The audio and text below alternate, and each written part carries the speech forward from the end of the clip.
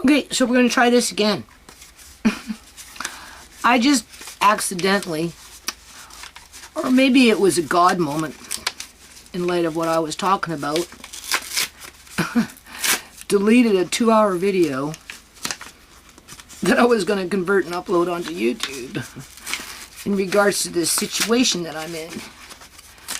I started the video with working on paper bags from Walmart, which I'm continuing to do right now, because, you know, I need to clear off this area in here so I can open up that rickety glass sliding door so I can get on the porch, start doing porch repairs, throw out a whole bunch of my stuff that's gotten ruined because of the leaky roof, yeah, which happens every year to one degree or another, for one reason or another, because of the leaky roof on the porch.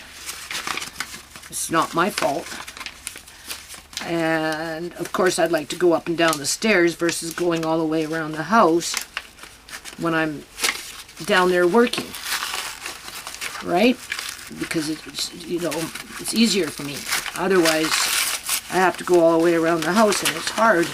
And like my hip is like, you know, ever since Rhea did what Rhea did, I don't know, something happened to my hip when I was going around like a mad Dickens trying to play catch up from her smash and grab fiasco. I don't know, something happened to my hip, and it's every now and then it flares up, right? So basically I am repurposing Walmart bags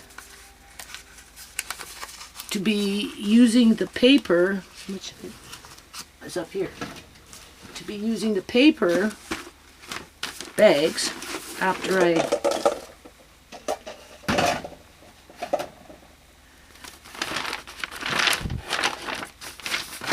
cut them into circles where I can fit them into a Dutch oven, cast iron Dutch oven, for when we start making sourdough, versus always having to buy parchment paper. Now I have parchment paper, several rolls of it in the house, so I don't need to buy it for a long time once we start. But, you know, sooner or later it's going to run out and you're going to have to buy more. But, you know, through my travels, I came across a couple of YouTubers, or maybe I read a comment or something, I don't know what it was. I think it was a couple of comments where people were using paper bags to line their cast iron Dutch ovens to bake their sourdough in, and it worked fine. So that's what I'm doing. I'm preparing liners for my Dutch ovens for that purpose, versus throwing out a whole whack of paper bags from Walmart. Because as it is, they've been sitting in bags like this, full. Now I've already did half. I got 2 bags here, and I got more of them up there, but I'm just going to focus on these 2 bags because I had them over there, right? Because, you know, I don't have a porch. Someplace dry that's off to the side, that's away from your kitchen, right? You know, that type of porch. What I have is a leaky porch outside, and so usually everything eventually just gets ruined out there. So when I open my door, I'll show that to you, and I'll show you the repairs that I have to do, start working on, like, actually ASAP.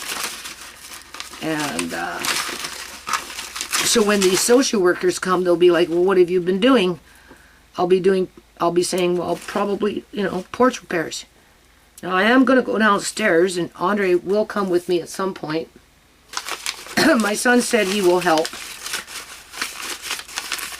you know, with the heavier stuff. right? So in the next couple of 2 days, 3 days, or whatever, I will get downstairs and we'll start that. But I got a couple of days anyway for now to work up here, which is the daily grind. I got lots of dishes I have to do. Obviously, I got laundry to do. Obviously, I gotta make Amari his meals. Even though I bought Kentucky Fried Chicken yesterday, right? And he likes his Kentucky Fried Chicken with his corn and his gravy and his few little French fries. So I'm good for that for the afternoon. But by tonight, early tomorrow morning for sure, I'm gonna have to start cooking up his turkey leg with his black lentils and his amaranth, and you know, I'm gonna do some vegetables and a separate little frying, an 8-inch frying. I think I deleted that video too. Whatever. YouTube shadow banning my videos anyway. They're shadow banning my channel. I've looked at other people that talk about channels being shadow banned and yada yada, and once YouTube decides that they, staff that is, and AI and or whoever running the show, government agencies, once they decide that they don't like you and they put you on the blackball list and shadow ban your channel, apparently your channel pretty much stays dead from that point forward, and that's pretty much what's been going on with my channel, which is not unusual. It's been like that for years, right? And of course, they don't want people like me talking about the things that I talk about in terms of gang stalking and how it happens and why they do it and what they gain from it, and the gang stalkers, that is, right? Who does it in terms of the normal groups that do it, like government workers in partnership with organized religion and, our policing agencies and that type of thing, right? So, what can I do, right? They say, one person said, go get yourself a new email, assign yourself as a moderator to have this, and this control over your channel, and then delete yourself as the owner to the channel, and then assign yourself as the owner to your other email as a moderator to that channel, where that email becomes the sole owner of the channel, to which tricks the YouTube algorithm to take you off of the shadow banning because your email's been changed. Yeah. As if I'm going to go through all that just to remove a shadow ban on my channel. I'm not going to. I already know that YouTube is not an ethical corporation. I already know that. So, alright. This monetizing crap, that's a joke. They give me $6.50 estimated whatever earnings. I come back a few hours later, it's now down to $5.75. Okay. Then I come back a few hours later or whatever, and I look, and the next day it's $5.40. Okay. And then I come back later again at some point, and now it's $6.17. And then I come back later, then it will be $6.90. And then I'll come back later, and then it will be back down to $6.46. This is what they do. Right? And then I come back later, and then it might be $6.80. And then I might get down, up, next one might be $7.10. Right? And then the next one might be $7.17. And then I'll come back later, and then it'll be back down to $7.02. Like, it's stupid. So, And of course, I'm not getting very many views. And the more serious the subject, the less views, right? Because, you know, they wouldn't want people to get anything that they could use to their advantage when it comes to protecting themselves and their family, or to understand what's happening to them and their family when they're being gang stalked by government workers for an agenda, which those agendas tend to be more than one, right?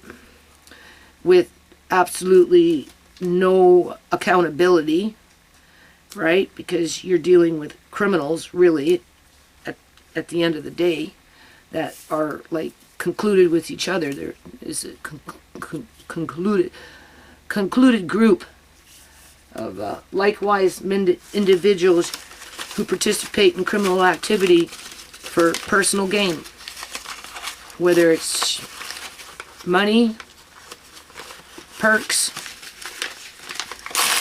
stroking the self-esteem, elevating themselves up through the chains of authority, that kind of thing, right? And then, of course, the ultimate is the sale of body parts after the damage has been done to the victims of those situations that injure and harm families, to control the economy and perpetrate manufactured poverty, to control the masses, except for those that participate, in my opinion, mainly within the realms of criminal activity to keep the status quo. So basically what I'm doing right now is I'm getting ready to do another batch. I got a half a bag left of these paper bags from Walmart, because when I was buying in bulk back in the day, you know, or even when you just buy a little bit, they still give you 3 things per bag sometimes. You know, you pay for the bags, and they put 3 items in the bag, and then they'll give you like 8 bags that they made you pay for. So I've been collecting the bags, and I've already cut some out, and I'm getting ready to use them at some point when we're at the stage within our family plan where we're making our own homemade sourdough breads.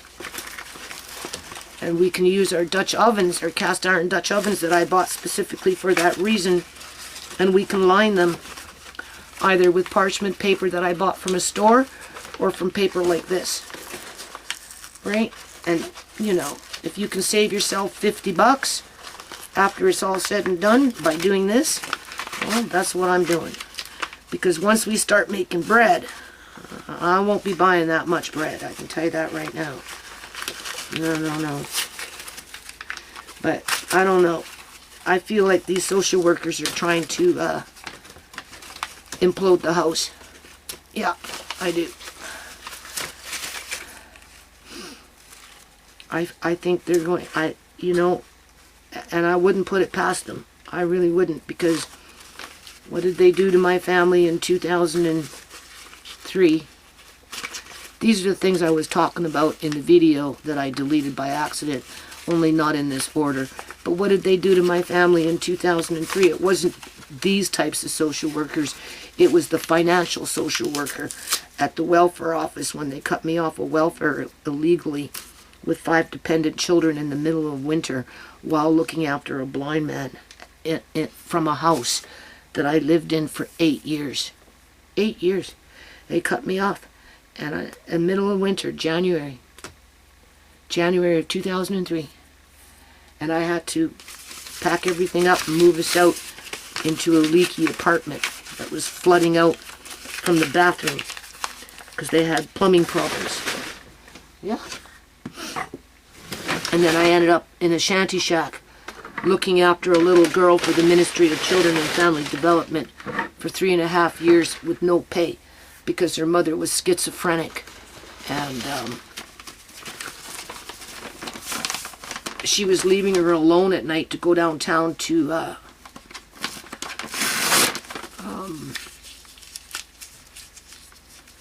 deliver newspapers, because that's all she could do, right? And I caught wind that she was leaving the little girl alone at night downstairs by herself, and she was only 8 years old at the time.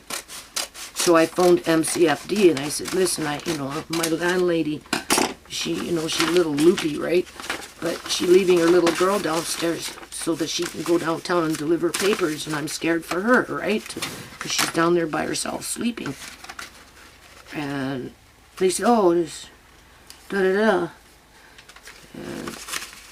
And we'll catch her. I don't know. Anyway, they ended up I said, no, you need to come by and deal with this. So they came by, and I had just moved in. I only had been there 1 month, right? And they basically cornered me into watching Gary for free for them so that they wouldn't take Gary away from the mother because she didn't have childcare. Otherwise, they would have taken her away. And Sarah said, if they take Gary away, Judy, you're going to have to move because I'm not going to be able to keep my house because my husband will make me sell it. She came from Tamil, a different part of India, right?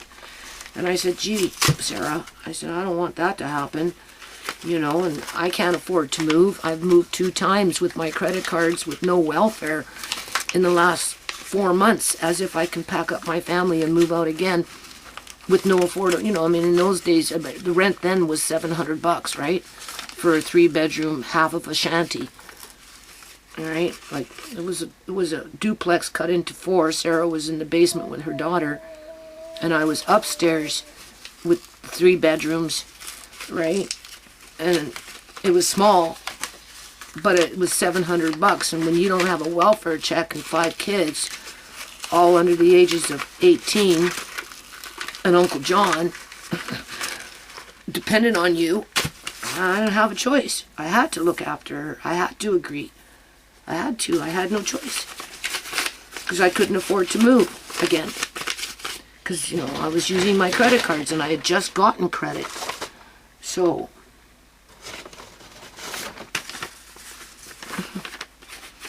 I did. I looked after her for 3.5 years. And where did Gary sleep? Well, she slept in the girls' room, right? She slept on the top bunk all by herself. Well, TeaSha and ShaMay slept on the bottom bunk, which was a double mattress. The top bunk was a single mattress.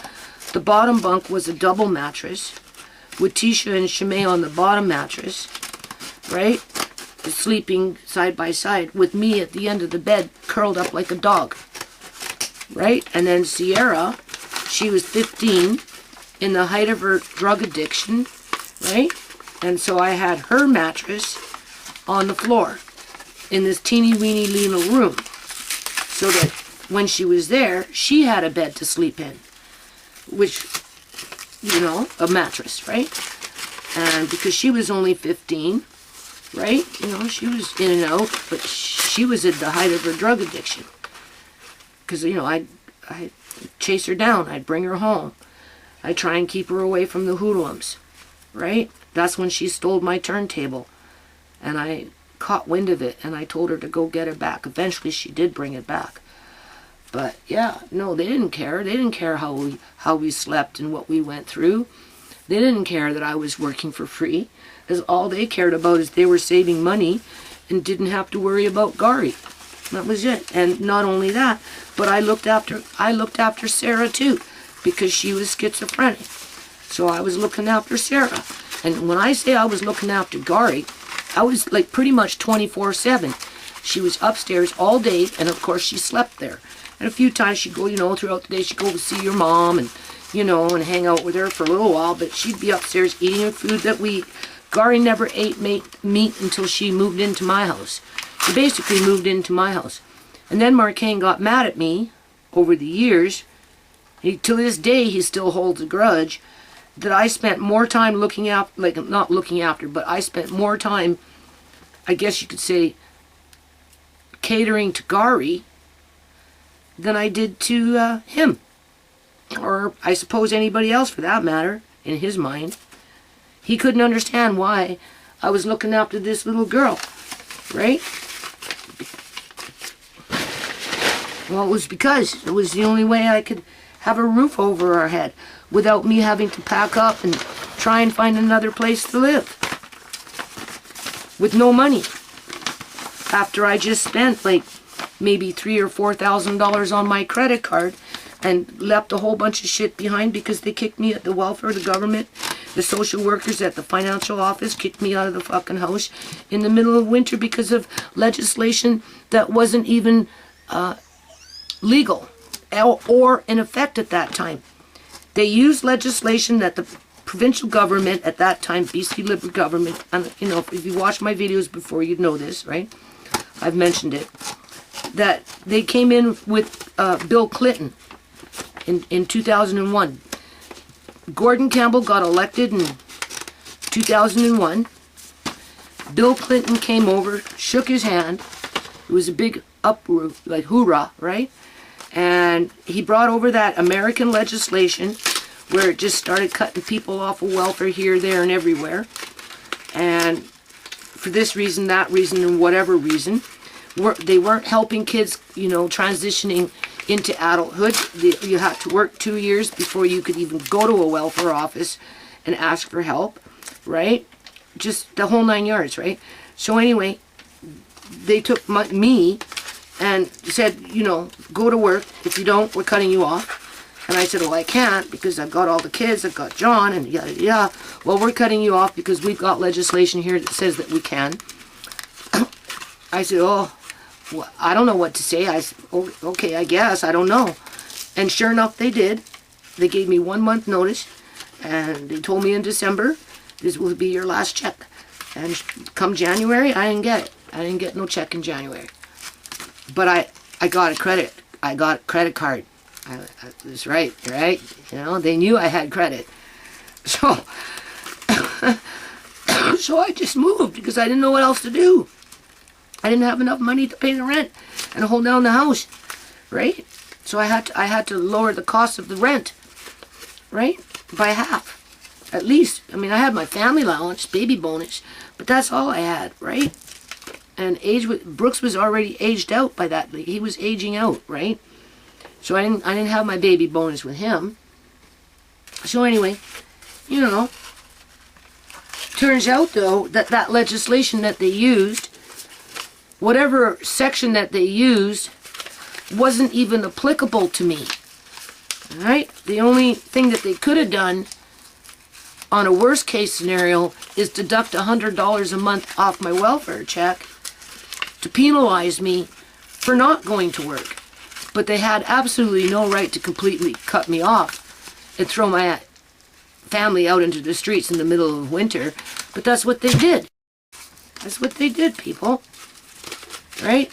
And that legislation that they used, it was on the books, it was in debate, but it hadn't come into effect when they did what they did, and it wasn't going to come into effect for at least 9 months. But they cut me off anyway. Yeah. And then, in those days, the two ministries between social services and child protection or whatever, they were under one portfolio, one ministry, right? But through the BC Liberal government, they broke it up into two. So now you have the welfare portfolio with a different ministry title, social development and innovation or something. That's where you get the financial support. And then MCFD is anything that to do with children, whether like what I like, you know, with Andre or Amari or child protection or that kind of stuff, right? But in those days, the two ministries were put together, and as the legislation was coming into effect 9 months after I've already been kicked off of welfare illegally. Oh, people were getting, like, poor people were just falling through the cracks, and so much shit happened to a lot of people, and you know, and eventually all the workers within that particular ministry, between the two of them that were merged together at that one time, they took the government to court, literally. On behalf of the people. That's what they did. To fight the legislation and to get it rescinded because it was morally and ethically and technically illegal. And they did. They fought it and they won. And the government had to rescind it. But the damage had already been done to tens of thousands of families across this province, right? Including my family. So, you know, for them to say they're just trying to provide services and hold down the fort, that's bullshit. I don't believe it. I don't, they're being way too fucking cagey with me. This is, in my opinion, Sierra 2.2. The only difference between me and Sierra is, sure, you can run me ragged, you can work me like a dog, whatever you think you can do to wear me out, and you can threaten me to penalize me with this, even though you say you're not penalizing me. I've done nothing wrong. I sleep to get up and work, right? I hold down the fort. I do the things that need to be done, right? I have been wanting to leave this house for years, but the government's made it where we're trapped. We're trapped into these houses until we're completely forced out with the property developer coming in with the sledgehammers, right? And the bulldozers, okay? On that little recording that I did for myself there or whatever, right? I listened to it today, and again, and I was trying to record Amari calling for me. Nah. Nah. But when I started the recording, I wasn't at that point, so I was just recording and talking as I was listening again to what they were saying and how they were saying it. And you know, they're doing what they did, like they did with Sierra. They're being very fucking cagey about it. They're not being honest, right? And they're expecting way too much. Whatever services that they're providing is nothing more than a Band-Aid solution, to where even some of those Band-Aids are already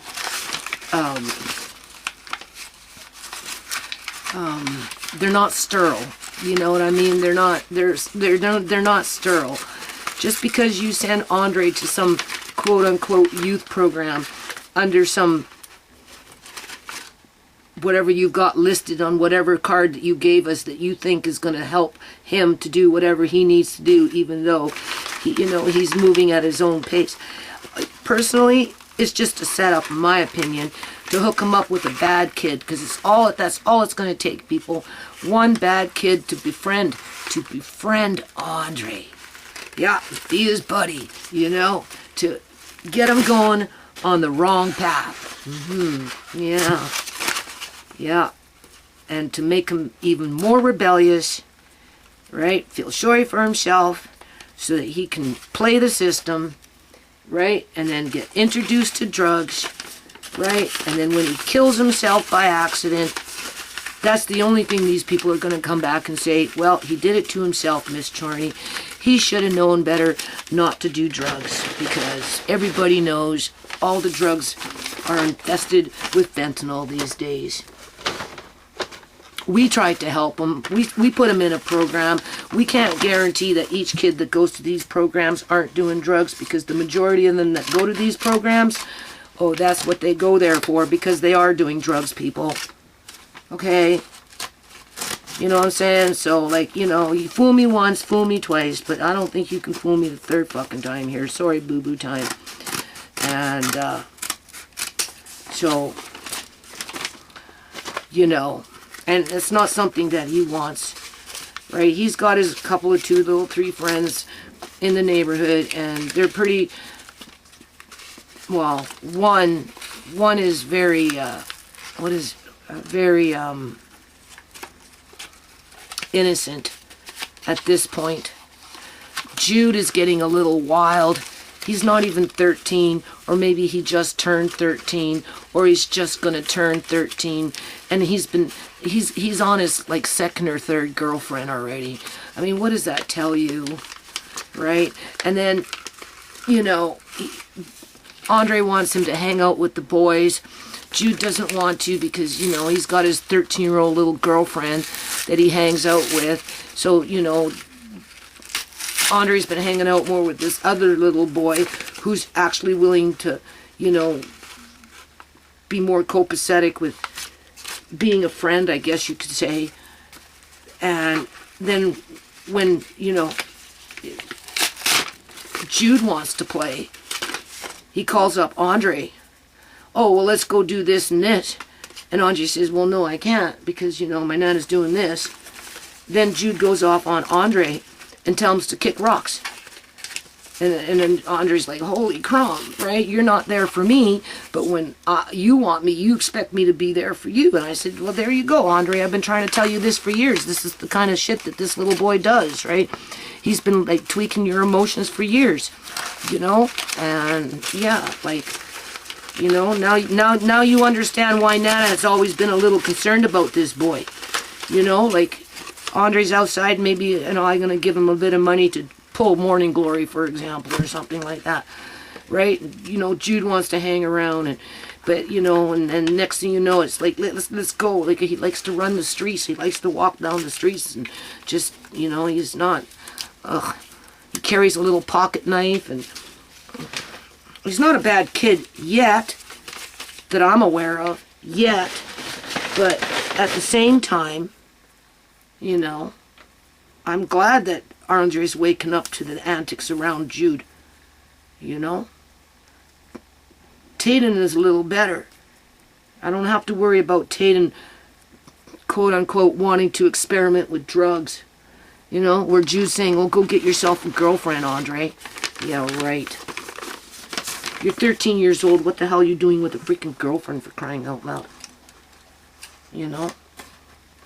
And he grew up with domestic violence in his house, with alcoholism and shit. So where do you think that shit's going to lead to eventually? Right? So, yeah. So, anyway. You know, we're trying to do the right thing by Amari. We keep him safe. You know, we try and get as much food in him as we can. We deal with his bowel issues. We panic over that when he gets constipated. And yeah, since he's been taking these drinks, now that he's been drinking them faithfully for over a month, he's backed up. So we're having to use more of the laxative, to which they say right on the bottle, you know, you're not supposed to be using it on children, never mind regularly. But yet when you go and you talk to the doctor about the issue of constipation, especially when you start giving them these supplemental drinks, that's the first thing that they recommend. And they say, oh, well, you know, that's what we do. And as far as we know, there's no problems. Yeah, okay. So, you know, we deal with it.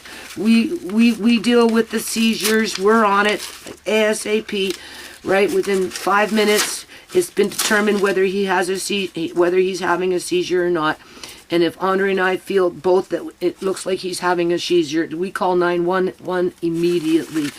And there's, you know, there's been nothing obstructing people from either taking him out of the house, whether it's Andre and me, or whether it's been the paramedics. So they can't use that as an excuse to say that, what? There's no exit? That's bullshit. That's bullshit. I don't live in a mansion. Right? They can't assume the things that they're assuming because they don't have a crystal ball. Accidents can happen any moment.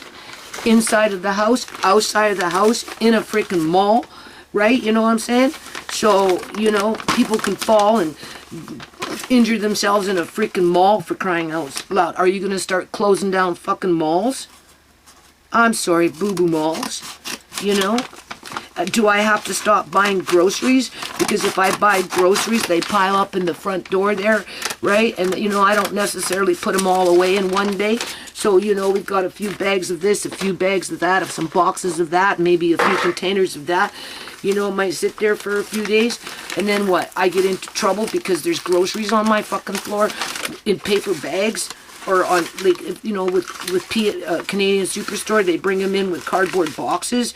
So Andre brings in the box sits on the floor there, right in the path towards the front door, right, as I pick through everything to put it away, right, because, you know, oftentimes I'm tired, so I don't get to it right away, but it's safe, it's inside the house, it's not going to get stolen. That doesn't make us criminals, right? So now you're going to tell me I can't do grocery shopping because I have no place to put my freaking groceries? Because I don't want to live in an empty house? Yeah, okay, right? Because I'd have to empty out all of it. All of it. I mean, if that's the case, I'll just move. But they won't provide, they're not going to help you with housing because that's not the agenda. The agenda is to either force you out of your house, bankrupt you out of your house, right? Because that's basically what they're trying to do now with me, is set it up so that they can, I suppose, take Amari, put him in a metal cage to keep him safe, but they're gonna have to pad it, because if he goes up like this and then he falls and hits his head on a metal rail, right? What he's gonna give himself a concussion, maybe twist his neck or something.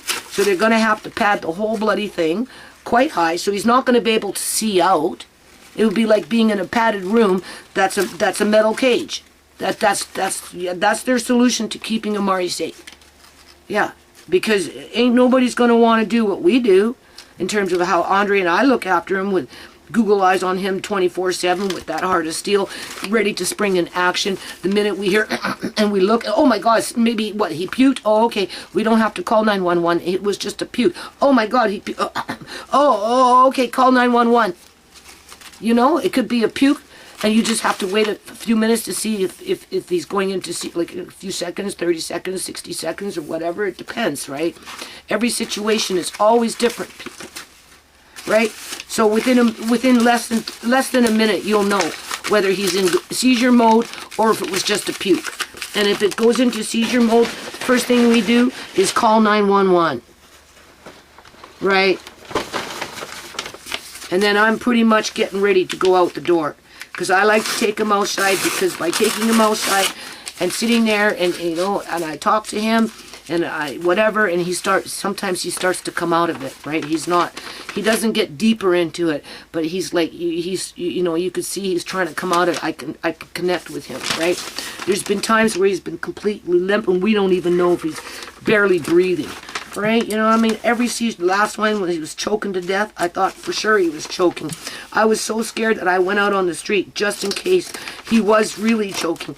Maybe somebody would come, or at least when the ambulance came, you know, they had him right away. Right? You know what I mean? They didn't have to come inside and find me with him choking. As soon as the ambulance came, I said, he's choking. I think he's choking, you know. And they came and they quickly did what they did, and I passed it to him, and it was in the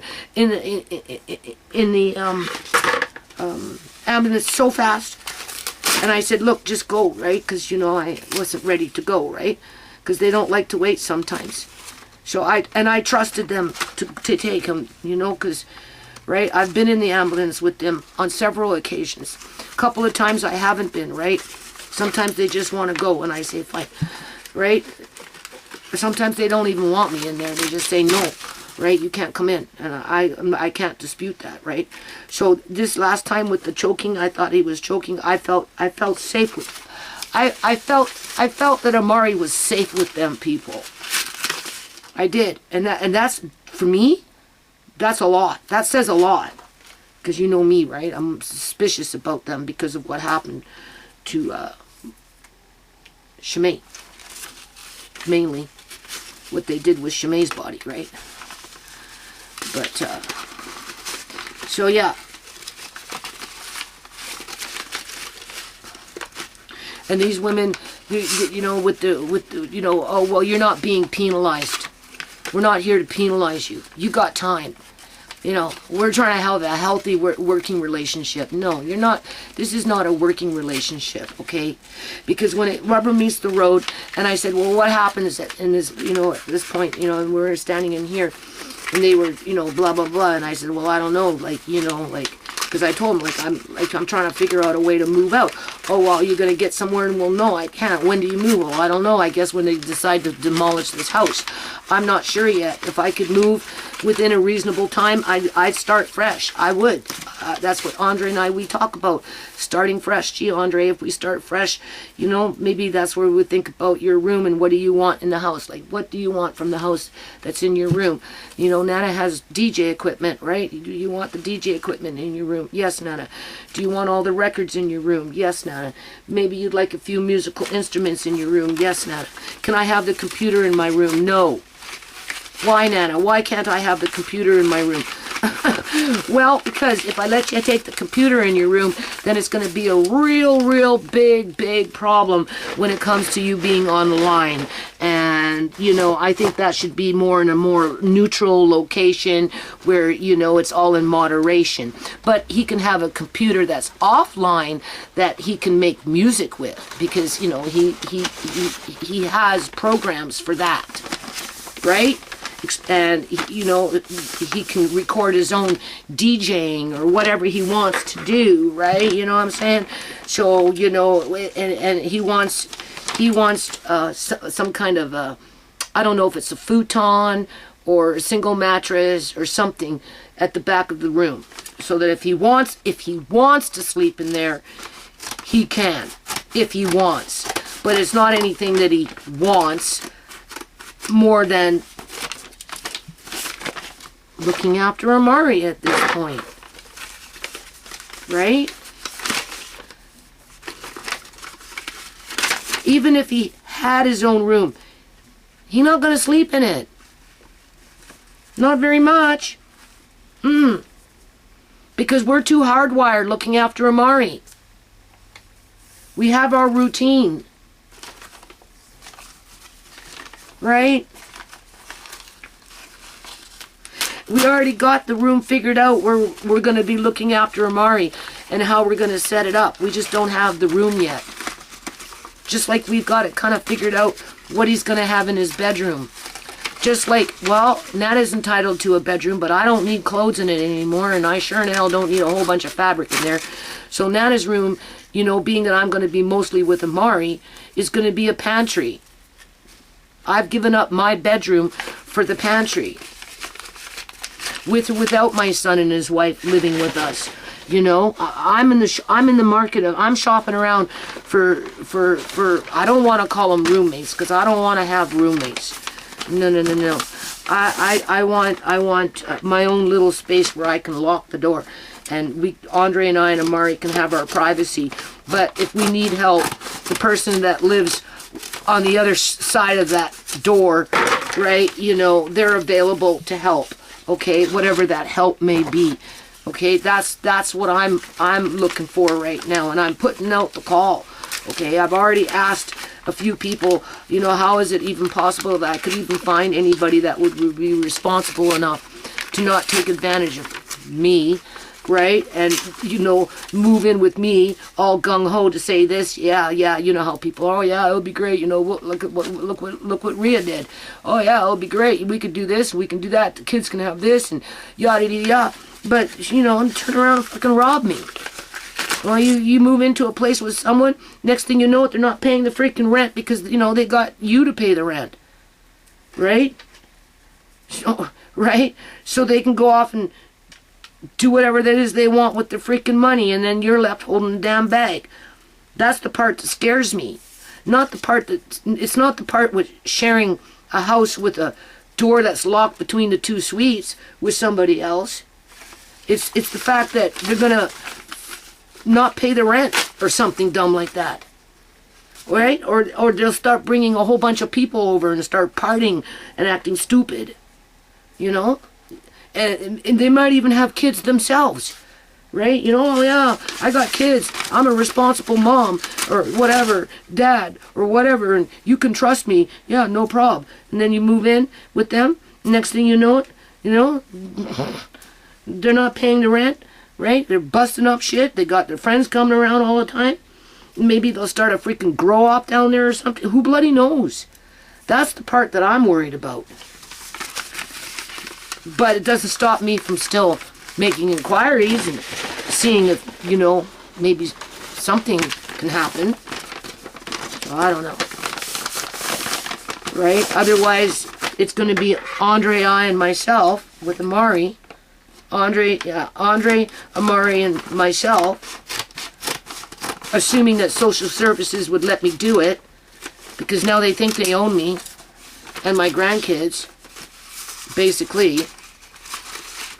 You know, we'll have to find a small 2-bedroom with a decent sized living room. So that Andre can have his room for his equipment, you know, whatever, right? We can have still a pantry, because we like that. And Amari can have a big rumpus room with a big king-size bed on it with his cousin and Nana looking after him. So he doesn't end up in some metal fucking cage that's padded yet. What are they going to pad it with? How is he going to see through that? Okay, you can't use a wood one. He breaks the he breaks the wood, like, you know, like a crib. You know how cribs are made out of wood? No way, they don't last very long. Not with Amari. And he's bigger now. He'd kill himself with it. He breaks those wood rails. So it would have to be metal, and it has to be high, because he goes like this, and then if he goes like that, he'll. And they'll just come back to me and say, oh, well, he fell and he hit his head. And I'm like, well, how the hell did he do that? Well, you know, blah, blah, blah, blah. Oh, it's okay for you to have that happen on your watch, but it's not okay for me to live the way we live where that won't happen? Okay. You don't think I don't think about my alternatives as to what's best for Amari when it comes to keeping him safe? Come on. So anyway.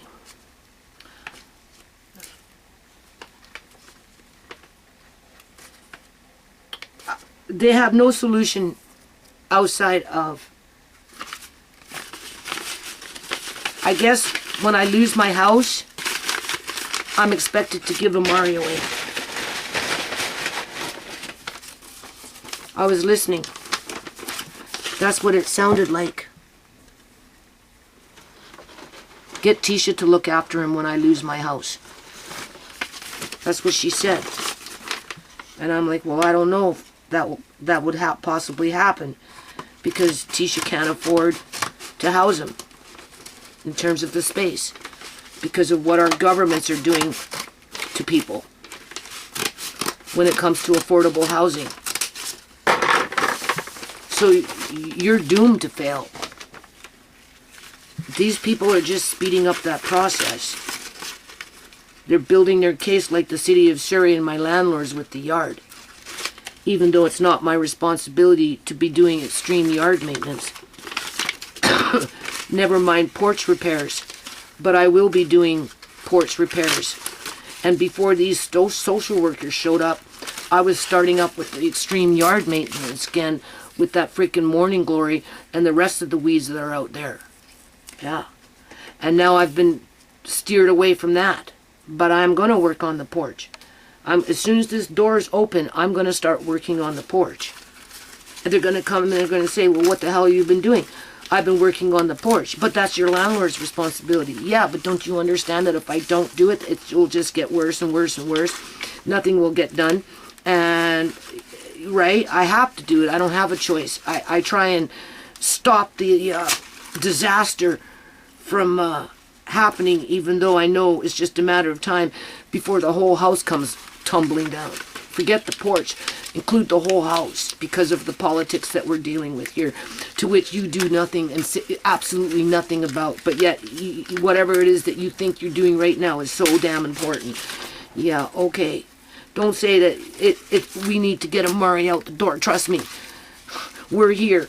We're not trying to keep Murray in the house any more than we have to when that time comes and we get him outside, or the paramedics can carry him outside. That's not the issue here, okay? They're just using that as an excuse to build some kind of case for themselves. And now we've got medication where the doctor is saying that once it's been proven that he's not allergic to it, if Amari has a seizure, we give him the medication. We don't even have to call the ambulance, for crying out loud. All we have to do is monitor him to make sure that he doesn't turn blue, and that because of, you know, his heart, you know, is right. Make sure he's breathing and his lips don't turn blue. And he'll sleep it off. The medication is designed to be short. You give him these little pills in there. You know, he sleeps with them, right? If you got me giving him one, the paramedics giving him one, and then the hospital giving him one, that's 3 pills that can knock out a fully grown man for 12 freaking hours. And Murray's just a teeny little guy. You do the math on that one. So yeah, you end up being at the hospital for like 24 hours, waiting for him to wake up. Okay, so I'm back. Obviously this battery, and I don't have this plugged in on the stove. So in the meantime, you can see, right, that's why I'm making these things. From paper bags. Okay? Right? Whether you use parchment paper or, in this case, Walmart paper bags. Now, this is one cast iron that I bought. I'm sure I have another one. I think it's in there. That's similar size. Where it's just, you know, it's just a straight up cast iron. It's not enamel, right? What do you call it? But this one has a handle on it. Can you see?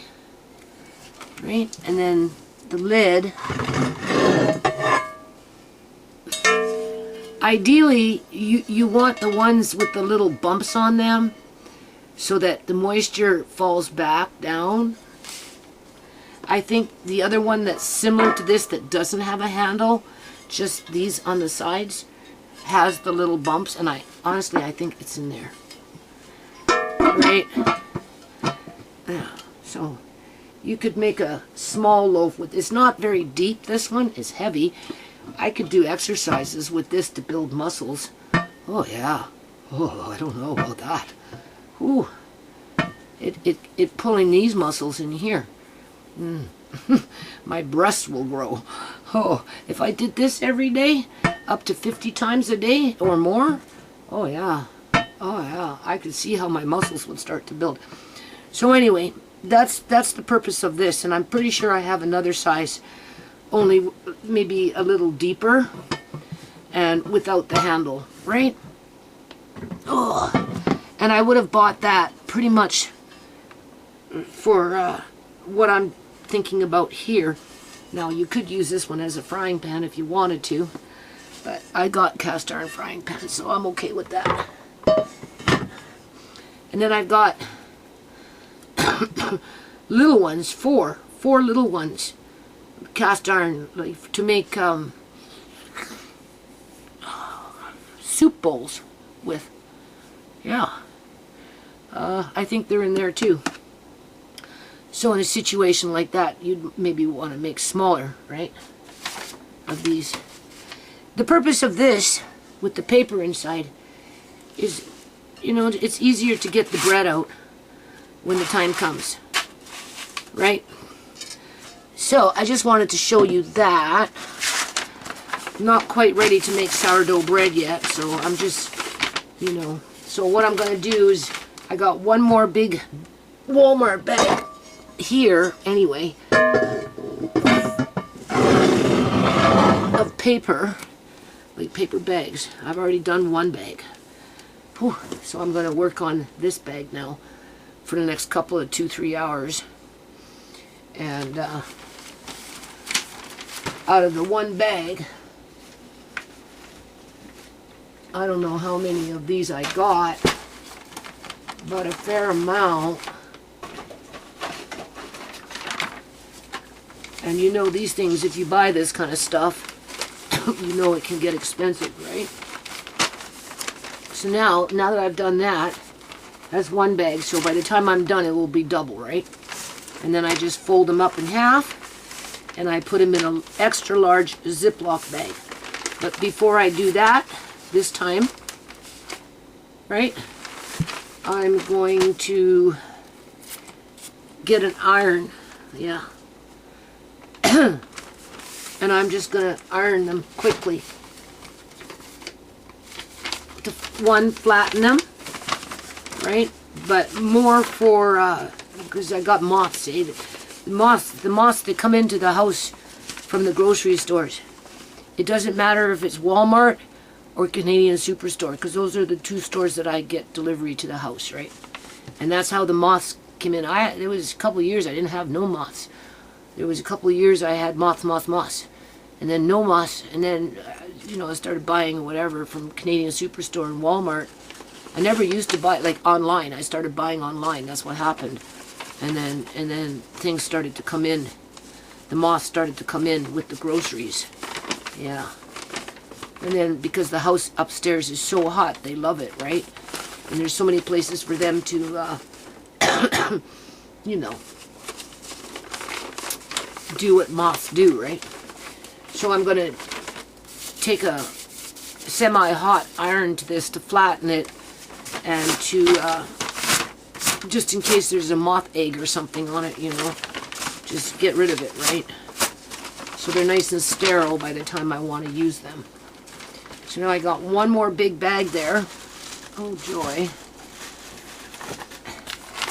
These are the big bags that I used to when I get my, what was this? Oat groats. Organic oat groats from Organic Matters. I mean, I could use this bag if I wanted to. It's thicker, but I wouldn't. Not for what I'm wanting to use it for in this case, right? And then I've got a whole bunch more of these things up in the hall. Eventually, I'll deplete them down to almost a quarter or a third left. So I'll do at least 2/3 of them, like I'm doing now. Right? Right now they're just kind of like stuffed in there. And then I got this bag to do today, which was over there. Oops, I just ripped the bag. And I put that down. These things are going to fly all over the place. Oh joy. Now, there we go. So, as I was saying, and I've been thinking about it while the camera was charging, these social workers, they have absolutely no solution for alternative housing that's affordable. They have no solution for when you become imminently homeless. Because we're all, it's imminent, right? But when it becomes imminently, like you're out the door and you're homeless, all they cared about, like when you leave this place, well, when are you leaving this place? Well, when they're demolishing it. I have no choice. I'm facing homelessness. Oh, well, where's Amari going? They didn't care about Andre. Oh, I'm sure they would have brought him up. Well, just send him to those programs and they'd hook him up, right? Because that's pretty much what many of them are geared for. I mean, they're advertising Creekside Recovery Center for kids and, food bank for kids, and or maybe it's for the adults or for the teenagers, I don't know. Street kids, right? Alcohol and drug counseling and suicide prevention and hotline and counseling and just, and I'm telling you people, like I said, I deleted a 2-hour video by accident, and I was talking on about, the last thing Andre needs is some kid latching on to him through these various programs that are going to have many high-risk youth participating in them, as well as adults manipulating Andre to participate in them and building a file, building a, what is that? You know, how they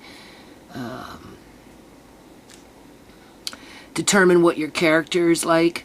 You know, they'll ask him a question, another one will ask, and the other one's sitting there taking notes, watching his body language, and see what's a trigger, and right, you know, they're formulating his persona, you know, they're right, you know, and then it's just going to take one bad kid to befriend him and become his friend and make everything fun in some little program. Maybe basketball, could be something simple as maybe making clay pots, but once that kid gets his clutches on Andre, that's it. And if that kid is like already doing drugs, or you know, is on the cusp of doing drugs because of the other people that he associates with, or because of his parents are a big one too, you know, because a lot of these kids oftentimes start doing drugs because of their parents. I've seen that with Sierra. You know, the parents recruit the kids through the kids, and then the kids end up in these programs, and you know, and like, you know, it's just like, I told Andre, like, you know, you got to be careful who you befriend. And even then, you know, you think they're your friends. They're not. And at the end of the day, they're not going to pay your rent. They're not going to house you. They're not going to make sure, you know, they'll come to your house and they'll eat your groceries, but they won't give you money to eat the groceries. You got to watch for friends like that, because, you know, there are people like that, oh, I'm your friend. I'm going to come over for dinner.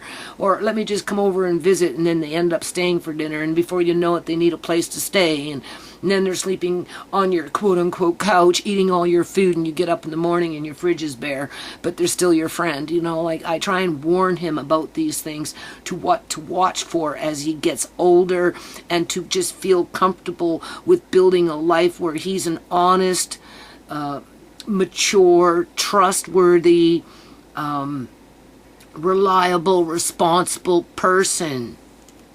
So that, you know, hopefully he'll be able to have his own place, right? And maintain to one degree or another, or at least live with somebody else, like say Uncle MarKeng, where he's functional and, you know, takes responsibility for his environment by helping to clean up as he goes and does things like cooking, or, you know, or he goes, takes a bath, and he throws his clothes on the floor. You know, well, that, you can't do that, Andre. You got to grow up, and, you know, everybody's got to grow up. So it's not like I'm not teaching him, you know, basic stuff. It's just sometimes Andre's a little stubborn, and he is a boy, and boys they do tend to be a little late bloomers, you know, for some things maybe not, other things, yes.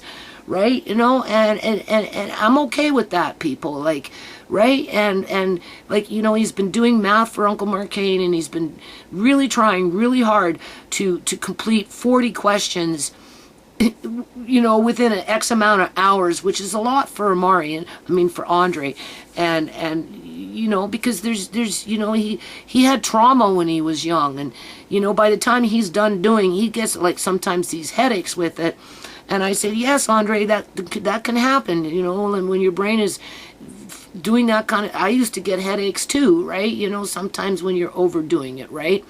But you got a long way to go, buddy, you know, wait until you get into the algebra, if you ever get into the algebra. I used to do algebra, people, 4 pages later, just to get to the answer, okay? So, what did it get me? Nothing. It got me nowhere in life, but I did it. Right? I guess under some program through school, right? An alternative program. I don't know how I got into algebra, but I did. I was doing algebra for quite a long time, right? I was going through the modules, you know, right? And then I ended up going into for accounting, but that never. I mean, I got hired on when I was, oh, how old was I? 17, 17, something like that. My mom wanted me to quit school. I was a high-risk youth. Yeah. I came back and started living with her when I was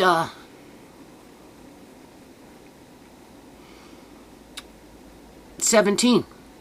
I was with my grandma for a while at 16, and I was a street youth when I was 15 and 16.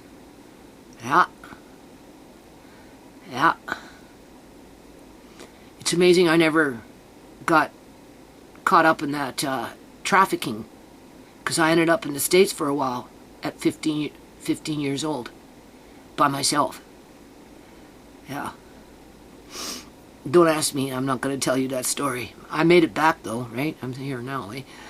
But, you know, by the time I went home, I was pushing on 17.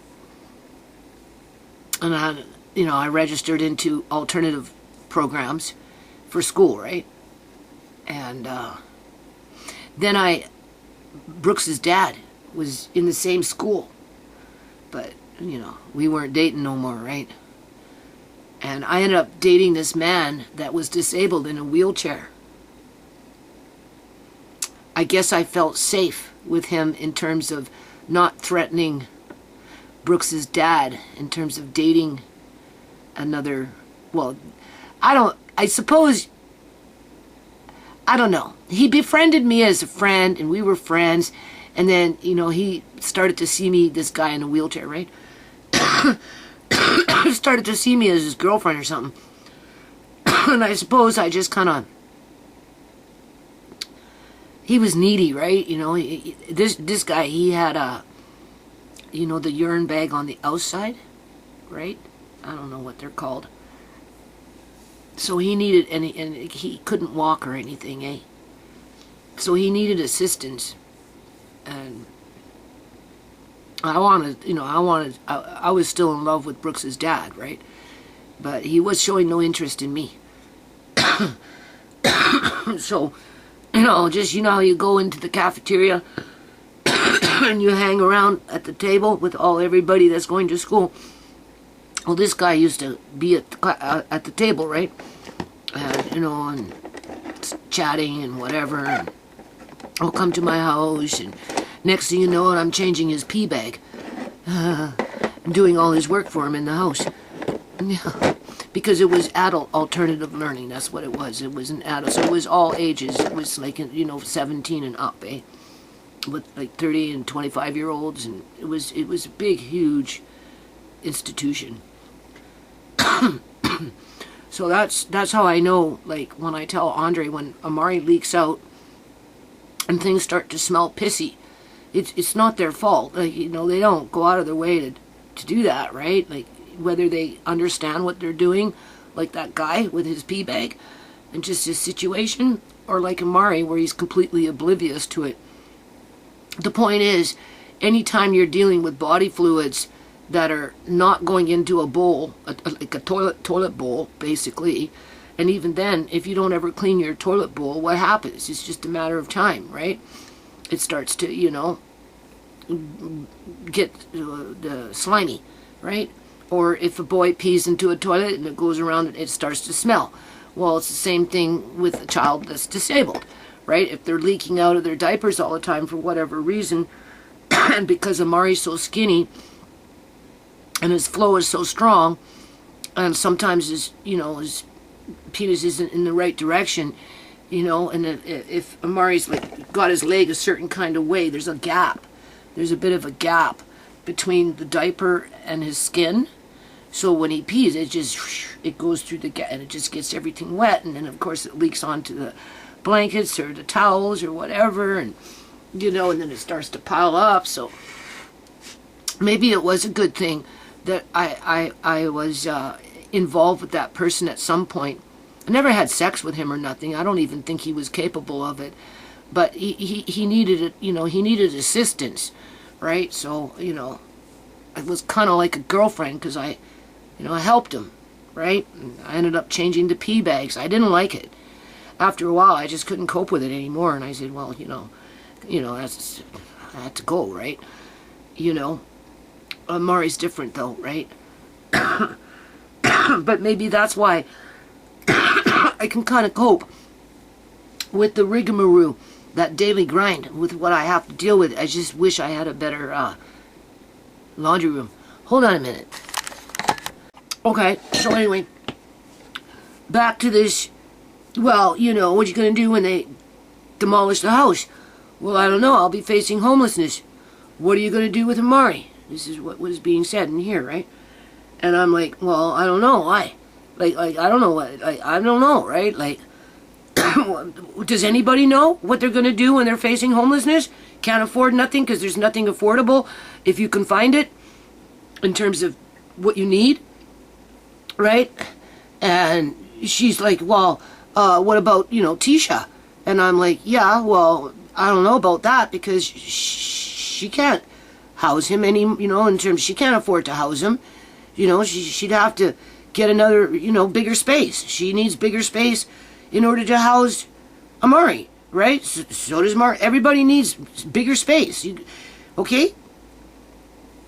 Hell, they want more space in here. Yeah, and even then, it would be something else. It will be something else. It will always be something at some point, I think, right now. Okay, so anyway, remember last year when all that shit was being tossed around and moved around, and this was before the city of Surrey came in January, and I was at the end of my rope with it, and I just wanted to run away to the homeless shelter, show up with the kids, and said, that's it, I gotta, close off my house, and I can't go back home because I can't deal with the abusive behavior of my son and his wife, disrespecting my belongings and, and being, aggressive with me, my son, calling me down, okay, I can't deal with it, and I came this close to maybe just walking away and locking the door, right? And going to the homeless shelter, asking for help to see if I could find a way to get out of this house with that situation, right? And what would they have done? Taken Amari away from me because he's disabled? What did Rhea do when she left her house? She went to the homeless shelter. They didn't take her kids away. Why would they take Amari? Right? If Andre and I are looking after Amari in a homeless shelter or looking after him here, what difference does it make? We're still looking after him, right? Right? Do you see how they kind of just singling out on the most vulnerable of all vulnerable, but yet the best that they could do for him is put him in a metal freaking crib and have to freaking pat it in order to protect him from giving himself a concussion or quite possibly pinching a nerve in his neck or something because, he's going to want to get out. He's calling Nana, and we're not there. And he grabbing onto the metal rails and he trying to climb out because he's going to want to because he's that Houdini baby, and you better make sure those rails are high because he will crawl out if he can, trust me, okay? And so what? They're going to pat it? So he's sitting in a freaking padded room all by himself, waiting for his quote-unquote loving caregiver to feed him and change him and then, keep with the daily grind. As long as, you change the sheet in the crib twice a day, once a day, every 2 days, whatever, you're qualified to be the caregiver to Amari? You're keeping him safe? He'd be better off with me at the homeless shelter with Andre. Yeah. But would they allow that? No, that's not the agenda. It's not, the agenda is not to help families. Those social workers that were dealing with Rhea, they didn't help her. They didn't help her find housing. No. They ended up closing the file and left her hanging. That's what they did after they got tired of it. In terms of her going from homeless shelter to homeless shelter to homeless shelter to homeless shelter with 3 kids. And one of them with a disability. But that one could walk. You see, that little boy could walk. Amari can't walk. Completely different, right? That one was of normal weight. Amari is not normal weight, right? For whatever reason. It could be brain related. It could be gut related. I don't know what it is. It's something though. Right? But he's healthy and he moves around and he's happy. And it's almost like they don't want him to be happy because if I don't know what they want, people outside of like what they want, the house for a family that they represent so they can go to that family. Oh, we got a house for you. We couldn't help Judy with her issues with the kids. We got rid of that problem. We took care of that problem. right? We built ourselves a solid case, you know, we wormed ourselves in and built ourselves a solid case, and then we took care of the freaking problem. And now we've got this house that you can move into. It's probably good for a few more years before they demolish it. But don't worry, we'll be there when that time comes, and we'll help you get to the next location. Yeah, right. Well, Mrs. Gill is going, ching, ching, ching, ching, more money, double the rent, yay. Yeah, right. And I'm on the streets, because clearly they didn't care. As long as you can find a place for Amari, c'est la vie, you're homeless, oh well, deal with it. That was the message that I got from what she said. And you can't, what is that called? Single out Amari when the whole family is homeless. Especially when you let a person like Rhea, with her kids, with one of them severely disabled, emotionally and mentally, at least in that way, you didn't take her kid away. So why would you come in and try and take Amari? Because TeaSha can't afford to house him. Right? MarKeng can't afford to house him. Well, whose fault is that? That's the government's fault for not making it so that people can have affordable housing. Okay? So what does that mean? Does that mean it warrants another lawsuit against my province? Against the province of the Ministry of Housing? Because they've effectively removed my grandkids away from, or at least one of them, right? That you know, produced, what? Him being in a cage? Because that's the only way they're going to be able to keep him safe, unless they're willing to find somebody that's going to be with him 24/7 like me and Andre are. Yeah, you got to be up on it, seriously. And then what, you're going to come into the cage, move the padding and look inside, peek inside, move the padding, look inside, just to see him like dead because he had a seizure and there was nobody there to help him when he went through it? Because they thought he was just sleeping, is that it? Huh? Is that what's going to happen, mate? Oh, well, he died. Oh, why? Why? I want to know why. Well, that's none of your business. He was in our care. You don't need to know why he died. Yeah, okay. I don't need to know why he died. I don't think so. I feel like I gotta go get a freaking lawyer for crying out loud. I want to call up Paul Evans again. I do. But Paul will be like, oh. Wait and see what happens. If I had money, I'm serious, if I had any kind of money, I'd go and I'd go hire a lawyer right now. I would. Yeah. Yeah, this is Sierra 2.2, deja vu. I'm serious. I'm so tired of this bullshit crap. Right? You know what I'm saying? It's like not fair. And then if they do manage to bankrupt my house and push us over the edge, because they're not just pushing me. You see, that's the thing. They're pushing Andre out, they're pushing Amari out, they're pushing MarKeng out, and you can even say they're pushing out Marina. Because once they push me out, this house will come tumbling down. My son will only be able to maintain it for so long without me here. And the kids mostly gone. In terms of Amari, they'll leave Andre behind, right? But they'll take Amari because he's the big ticket item. He's the one that can give their friends $4,000 a month tax-free. But they won't give us $4,000 a month tax-free to get a better fucking house. Sorry, boo-boo house, right?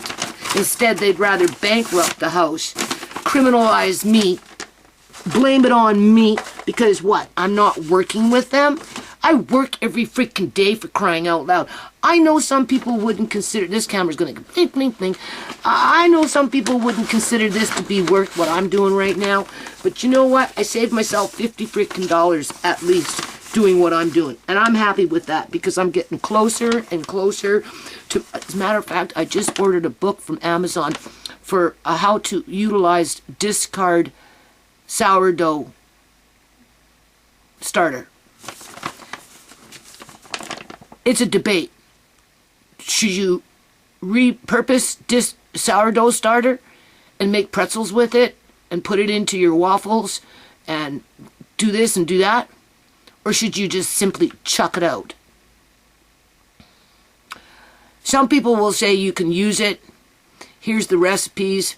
Enough so that they'll even sell the recipes in the book on Amazon. And I bought one, right? Or some people will say, no, it's toxic because, you know, through the fermenting process, yada yada yada, and it could upset your stomach because it's not the ideal starter. Well, if I'm, you know, gonna go as far as doing what I'm gonna do, I'd like to utilize the starter if I could. So we're gonna try it first, especially if you're using organic wheats with organic flours. The last thing you want to do is start throwing out organic flour, even if it's in a discarded sourdough state, right? That's work, for crying out loud. Do they appreciate that shit? Hell no. If I can teach Andre how to do it before I go completely blind, then that's great. Because he can go anywhere in the world, have a little bit of flour, and make bread. Yeah, yeah, without anybody telling him that he can't, because he'll know how. I'm just saying. Right? And, you know, like, they got me back in the corner. If they mess with me and they bankrupt my house more than it's already bankrupted, okay? And they take Amari because they think a metal cage is better for him than his cousin and his nana, who actually love him and are there for him every day. Then, of course, I'll get legal aid, but that won't be enough. No, I know how that system works, went through it with Andre. That's when I'll become an OnlyFans entertainer. And I'll call myself the box lady. Yeah, I got lots of boxes around here. I'm sure I can do something really funky with them. You know what I'm saying? And I'll fight for my grandson as I file a lawsuit against my government, against the Ministry of Housing. Yeah, for making it where families like mine lose our family members even more because of the ongoing corruption within our society. Because it's ongoing. See, moths. It's ongoing. It doesn't seem to ever stop. Nope, it never seems to stop. And that's another thing. One of my kids will take Amari, and then what do they got to look forward to? Being gang stalked for the rest of their lives as they look after Amari? Because, you know, the apple doesn't fall far from the tree. So if they're going to gang stalk the mom, me, right, their mom, the nana, what's to say they're not going to be gang stalking TeaSha and MarKeng? They're already traumatized with these people. Why the hell would they want to get involved with them? You know, let Amari go, because if you bring Amari into your life, all you're doing is bringing in trouble. You're just inviting trouble into your house with do-gooders that aren't necessarily doing a good thing. No, no. You know, they won't have that fight in them. They won't. They just won't, especially if they have to pay for it and they don't have the money, you know, because of the way the economy is. And once they start fighting back, that's when shit starts to happen to them, and they'll be like, damn, why did this happen? Oh, well, maybe mom was right, you know, now it's starting to happen to me, you know, in terms of those glitches that you come into contact with when you're fighting back, right? You know, you say something, you do something, next thing you know, you got people stalking you to derail you from doing what you need to do, because you're doing what you're doing is actually a good thing, but they don't want you to do a good thing. They don't want you to stand up for justice. They want to control you and just do whatever it is that they want to do. It's just pathetic. Really freaking pathetic. So, what I'm going to do between now and the next 4 days is just basically work in this area in here, and the small bathroom. I kind of need to reorganize that. Andre goes in there, pulls out stuff things back in there, so it looks a little bit like a nightmare on the entrance part of it. Not on the inside. It's all nicely organized on the inside, but on the entrance part is just, he's just stuffs everything in there. So I got to get in there. Plus there's a bucket, I know, a 6-gallon bucket full of jasmine rice. So I'm going to take that downstairs, and then that will give me a little extra space to free up some of these containers that are in the hall that I really technically can't put in my room because I have other things in my room and I don't want to put too much more in there when it comes to, unless I was to take out stuff, and I can't take out anything right now, so I need to put them somewhere else. So I'm going to work on the bathroom so I can just put a few things in there so that they can go to the bedroom and say, well, now open that door. I'll say, what for? That's where all my clothes got tossed into. They're all in white bags right now. Kind of just, right? You know what I mean?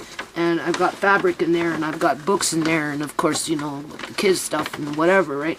Oh, but Andre needs a room. Yeah, well, Andre's not interested in that room because even if he could sleep in that room, he doesn't like sleeping in that room because that room is very, very hot and dry. Even if I run a fish tank running water in there, it's very hot and very dry. It doesn't matter, especially when you got the heat on. It's disgusting. And then he gets nosebleeds from it, right? So he prefers where he's at right now. So the best thing that we can think about is just plan for the future. Andre, if we're going to move, what should we keep? What would you like to personally have in your own room? Because the next time I'm moving, wherever I'm going to be, you're going to have your own room. That's for sure. Yeah, Nana, she doesn't need a room. What she needs is a pantry. So Nana's room is a pantry. And what I need is a nice big open space for Amari so that he can have his freedom and be safe. Yep, and be loved. Yep, that's what I want for Amari. While I'm in there plucking away at a piano, whether it's the keyboard piano in the bedroom over there, ShaMay's piano, or whether I go off and get myself another stand-up piano that was free off of Craigslist and bring that in with the bongo drums beside it, as Andre's now recording us making music because he knows how to do that stuff. For a kid that can't read, he knows how to do that stuff. Isn't that amazing?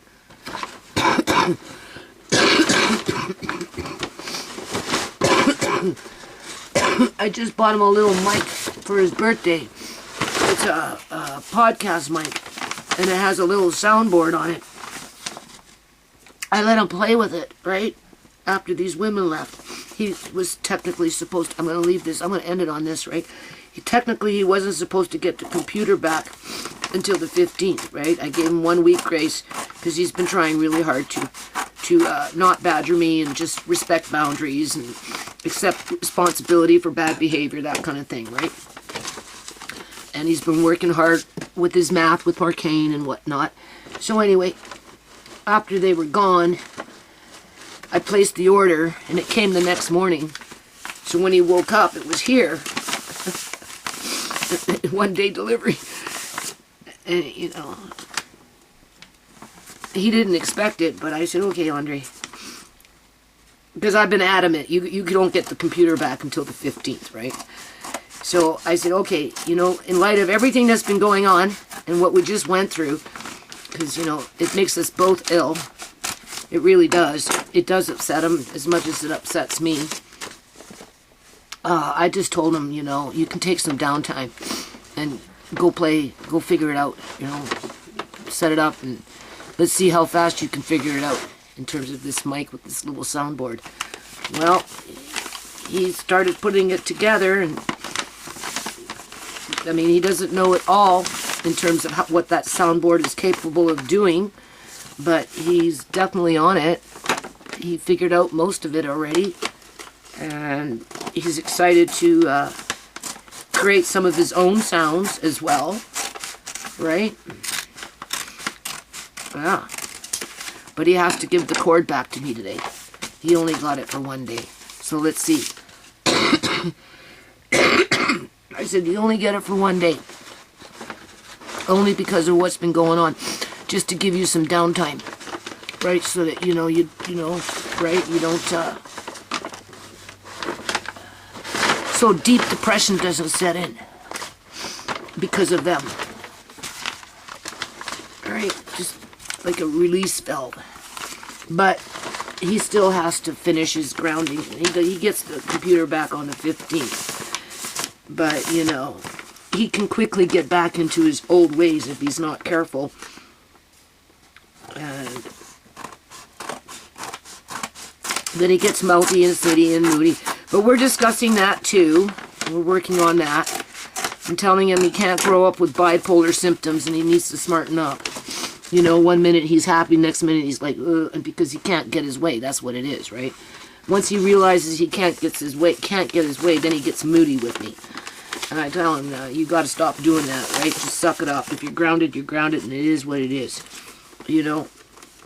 And so the last few days he's actually been pretty good about it until these people showed up. And then, well, he didn't even ask me for the computer after they left. So he's been, you know, that in itself was amazing, right? So it was me who offered it to him.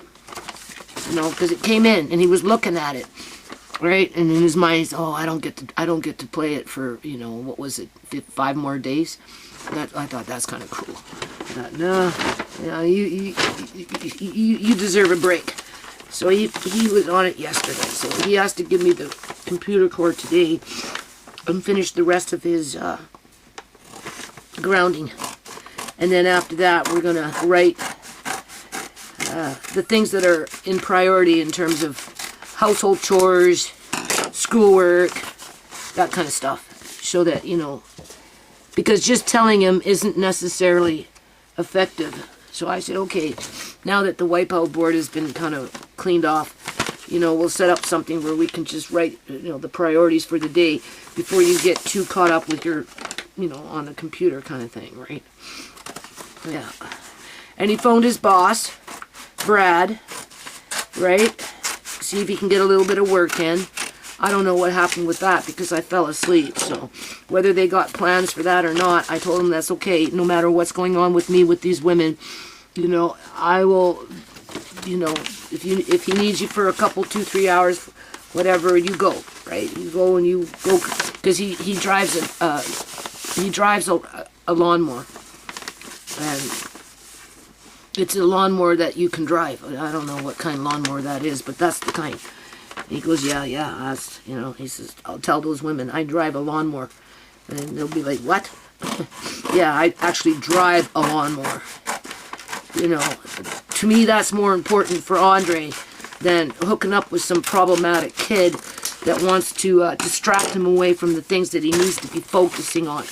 Like maybe listening to his uncle and doing the math when the math is being presented to him versus going someplace else to get math that he may or may not do. And if he does, we honestly don't know how well he's going to manage with it in light of all the other things that are going to be presented to him as they're, you know, manipulating him to what? Implode the house?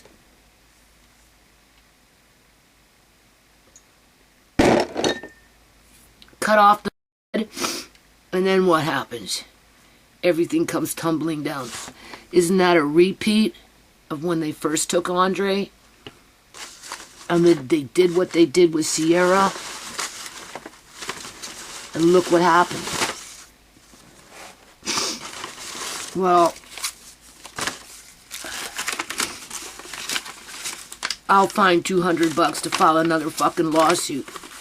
Yeah, with or without a lawyer. I don't give a shit, people. I don't. I'm so tired of life with these people. This nonsense that they, you know what I'm saying? Like, it's pathetic. It's just pathetic. And then they can hide that lawsuit like a dirty secret. Because that's what they do. They have a lot of dirty secrets.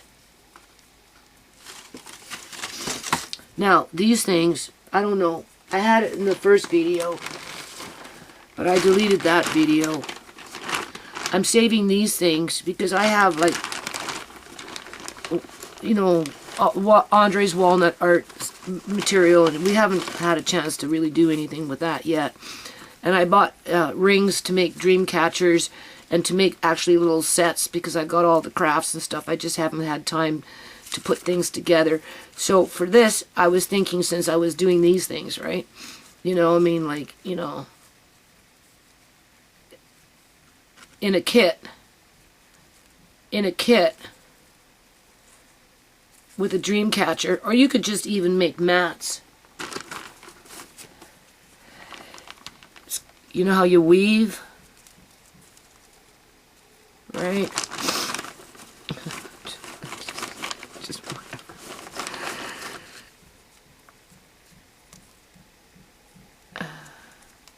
I can't see, but I can feel. Oh my God.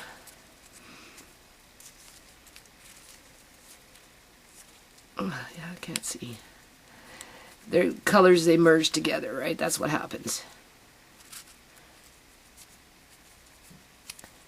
Okay. I don't even know if it's possible. Kind of looks like it could be. Do you see? I don't know what you can see. So anyway, that's why I'm saving these things. I missed a spot. That just came out. Anyway, I don't know. Maybe I didn't do it right. Whatever. Maybe something else you can do with them. I don't know. So after this, there's laundry, dishes, the daily grind, cooking for Amari. Then I'm going to get into the buckets, double check everything, see which ones have to go downstairs, get into the small bathroom, pull out the big bucket that needs to go downstairs. Right, hopefully I'll be able to find some room down there for them after I'm done doing whatever's down there. And I'll just cross that bridge when I get to it. That's the end of this video.